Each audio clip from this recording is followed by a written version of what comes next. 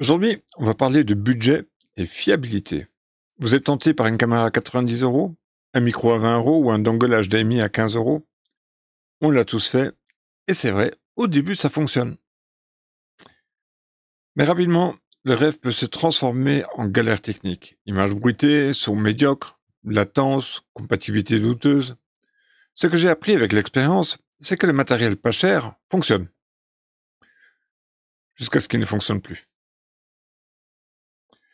Dans cette vidéo, on va comparer les solutions low cost aux produits de marques reconnues. Pas pour snobber le petit budget, au contraire, pour vous aider à faire des bons choix au bon moment. Que vaut un micro 20 euros face à un Rode Lavalier Go? Peut-on faire du Live Pro avec une carte d'acquisition à 15 euros? Je vous donne les clés pour comprendre ce qu'on gagne, ce qu'on perd, quand on mise sur le pas cher. Sur Amazon ou AliExpress, les solutions abondent. Caméra 4K, micro-cravate à 15 euros, ring light multicolore et dongle HDMI pour 3 fois rien. Sur papier, tout semble parfait. Mais ce que ces produits ne nous disent pas, c'est leur instabilité. Oui, vous pouvez tourner une vidéo YouTube avec une webcam non-name. Oui, vous pouvez capturer du HDMI avec un dongle générique. Mais en live, sur un tournage important, c'est là que les problèmes apparaissent. Souffle audio, compression excessive, incompatibilité logicielle, plantage, délai de livraison en cas de panne, zéro service après-vente. Le low cost, c'est un pari. Et parfois, il peut coûter plus cher que prévu. Dans les faits, ça fonctionne pour des contenus simples, mais la fiabilité n'est jamais garantie. Quand on débute et qu'on a un petit budget, on essaye de composer avec les moyens du bord. Et parfois, ça marche.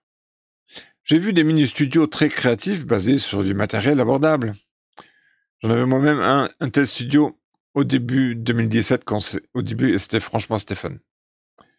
Mais quand on monte en exigence, en qualité ou en audience, les limites apparaissent vite.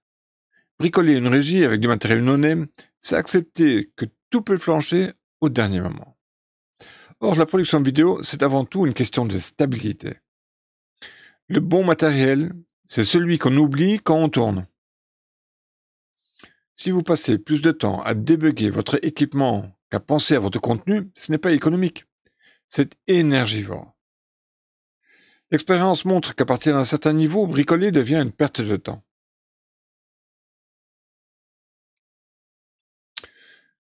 Prenons un exemple d'un micro Rode, d'une carte Camlink, Elgato Camlink ou d'un panneau LED Aputure.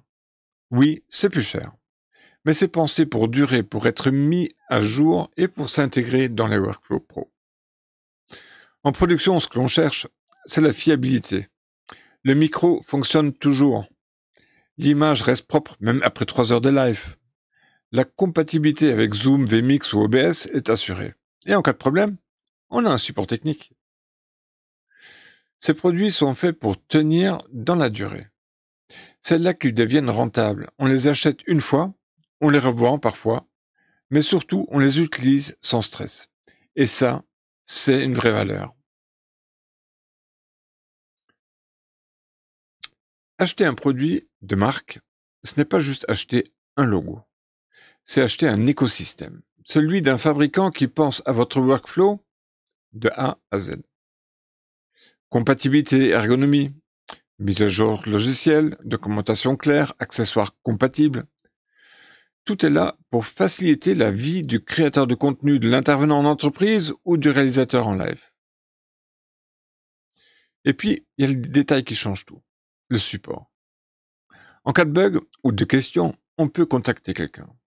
Et souvent, on trouve la réponse avant même d'avoir posé la question, grâce à une communauté d'utilisateurs actifs. C'est un confort qu'aucun produit pas cher ne vous offrira. Alors que sacrifie-t-on vraiment quand on achète pas cher? En un mot, la sérénité. Chaque élément devient une variable d'incertitude. La latence, le câble qui chauffe, la mise au point automatique qui se perd. C'est toujours à peu près. Et en production vidéo, le « à peu près » ne suffit pas. Le risque de devoir changer tout votre setup en urgence ou de passer plus de temps à corriger qu'à créer. Sans parler du coût indirect. Un live raté, une captation qui plante, c'est une image ternie, voire un client perdu. Faut-il toujours acheter du pro? Pas forcément. Tout dépend de votre usage. Si vous débutez, si vous faites des vidéos pour le plaisir ou pour apprendre, du matériel abordable peut suffire. Mais dès que vous entrez dans une logique professionnelle, formation, prestation client, mission d'entreprise, webinaire, le choix du matériel devient stratégique. Il ne s'agit plus juste d'enregistrer une vidéo, mais de garantir un résultat. Et dans ce cadre, investir dans des marques reconnues, c'est sécuriser votre production. C'est vous permettre de vous concentrer sur votre contenu, pas sur la technique. Produire du contenu vidéo, c'est facile aujourd'hui. Mais bien produire de manière régulière et fiable, c'est une autre histoire. Le matériel low cost peut dépanner, mais il montre très vite ses limites. À l'inverse, un matériel pro, même basique, vous accompagne longtemps, vous simplifie la vie et valorise votre contenu. Alors mon conseil, commencez là où vous êtes, mais ne restez pas là. Et dès que votre projet prend de l'ampleur, misez sur la fiabilité. Un bon outil, ce n'est pas un luxe, c'est un levier de sérénité. Et comment abordez-vous le low cost? Dites-moi votre stratégie d'achat dans les commentaires. Voilà, si cette vidéo vous a aidé à y voir plus clair, pensez à vous abonner à la chaîne Web TV Pro. Vous y trouverez d'autres épisodes pratiques sur le matériel, la production, le format et tous les choix techniques à faire pour créer votre propre contenu audiovisuel.